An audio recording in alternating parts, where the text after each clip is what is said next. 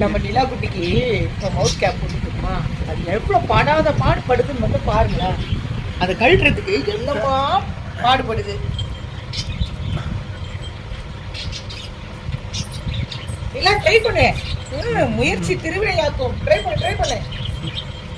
ஏன் நாங்கள் போட்டு விட்டுருக்கோன்னா, எதையாவது ஒன்று வாயில வச்சுக்குது, அப்படியே போயிட்டு கொஞ்சம் ஃப்ரீயாக விட முடியல, அதனால போட்டு விட்டுறோம். பின்னாடி விட போறேன். இப்போ பயங்கர டென்ஷன்ல இருக்காங்க எங்க அம்மா. மவுத் கேப் போட்டு விட்டுறாங்க. ட்ரை பண்ணி பார்த்துட்டு சோர்ந்துட்டாங்க அம்மா. இல்ல